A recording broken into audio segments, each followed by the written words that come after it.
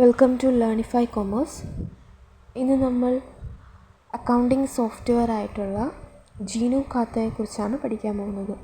Jeenu ഖാത്തയിലെ basic സ്റ്റെപ്സാണ് ഈ വീഡിയോയിൽ നമ്മൾ ഡിസ്കസ് ചെയ്യുന്നത്. ജീനു ഖാത്ത എന്ന് പറയുമ്പോൾ 2008 ഡിജിറ്റൽ ഫ്രീഡം ഫൗണ്ടേഷൻ ഡെവലപ്പ് ചെയ്ത ഒരു ഫ്രീ സോഫ്റ്റ്വെയർ ആണ്. And it is based on double entry system of bookkeeping. പ്രാക്ടിക്കൽസിനായാലും ജീനു ഖാത്തയിൽ ബേസിക്കായിട്ട് കുറച്ച് സ്റ്റെപ്സ് ഉണ്ട്. ആ സ്റ്റെപ്സ് പഠിച്ചിരുന്നാൽ നമുക്ക് പ്രൊസീജിയർ വളരെ ഈസി ആയിട്ട് എഴുതാൻ സാധിക്കും. അപ്പോൾ ആ സ്റ്റെപ്സ് എന്തൊക്കെയാണെന്ന് നോക്കാം. Step 1, open GnuKhata. ഏതൊരു പ്രാക്ടിക്കലായാലും സ്റ്റെപ്പ് 1 എന്ന് പറയുമ്പോൾ ആ ഒരു അപ്രോപ്രിയേറ്റ് ആയിട്ടുള്ള സോഫ്റ്റ്വെയർ ഓപ്പൺ ചെയ്യുന്നതായിരിക്കും. അപ്പോൾ ജീനു ഖാത്ത എടുക്കാൻ വേണ്ടിയിട്ട് ആപ്ലിക്കേഷൻസ്, ഓഫീസ്, ജീനു ഖാത്ത. സ്റ്റെപ്പ് 2 ആണ് ക്രിയേറ്റ് ഓർഗനൈസേഷൻ. ജീനു ഖാത്ത ഓപ്പൺ ചെയ്തതിന് ശേഷം ഓർഗനൈസേഷൻ ക്രിയേറ്റ് ചെയ്യണം. അതിനുശേഷം താഴെ തന്നിരിക്കുന്ന എല്ലാ ഡീറ്റെയിൽസും എൻട്രി ചെയ്യണം. ഓർഗനൈസേഷനെ കുറിച്ചുള്ള ഡീറ്റെയിൽസ് എല്ലാം എൻട്രി ചെയ്യണം. സ്റ്റെപ്പ് 3 ആണ് ക്രിയേറ്റ് അഡ്മിൻ ആൻഡ് ലോഗിൻ. അതായത് user name, password, confirm password, security questions ഇതെല്ലാം ആൻസർ ചെയ്തതിന് ശേഷം ക്രിയേറ്റ് ആൻഡ് ലോഗിൻ ക്ലിക്ക് ചെയ്യണം.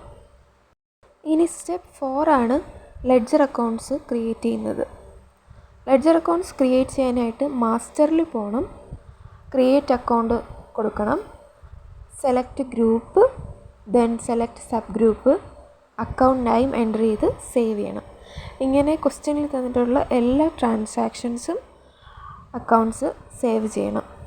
പ്രാക്ടിക്കലായിട്ട് എഴുതുമ്പോൾ പ്രൊസീജിയറിൽ ഈ group, sub group, name of account എന്ന് 3 കോളം വരച്ച് ഈ ലെഡ്ജറിൻ്റെ ഡീറ്റെയിൽസ് ഫുള്ള് എഴുതേണ്ടതാണ് ഓരോ ട്രാൻസാക്ഷൻ്റെയും. സ്റ്റെപ്പ് 5 ആണ് ക്രിയേറ്റ് വൗച്ചർ. വൗച്ചർ ക്രിയേറ്റ് ചെയ്യാനായിട്ട് വൗച്ചേഴ്സിൽ പോകണം, അപ്രോപ്രിയേറ്റ് വൗച്ചർ സെലക്ട് ചെയ്യണം, ഡീറ്റെയിൽസ് എൻ്റർ ചെയ്യുക, സേവ് ചെയ്യുക. പ്രൊസീജിയർ എഴുതുമ്പോൾ അതും ഒരു ടേബിൾ വരച്ച് ഇതുപോലെ എഴുതേണ്ടതാണ്. ഇനി സ്റ്റെപ്പ് 6 ആണ് സ്റ്റേറ്റ്മെൻറ്റ്സ് ഡിസ്പ്ലേ ചെയ്യുന്നത്.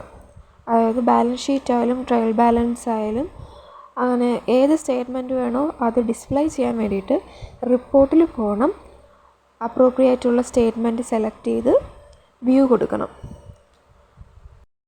ഈ 6 സ്റ്റെപ്സുമാണ് ജീനു ഖാത്തയിലെ ബേസിക് സ്റ്റെപ്സ് എന്ന് പറയുന്നത്. ഈ 6 സ്റ്റെപ്സും പഠിച്ചാൽ ജീനു ഖാത്തയിലെ ഏത് പ്രാക്ടിക്കലിൻ്റെ പ്രൊസീജിയറും എഴുതാൻ സാധിക്കും.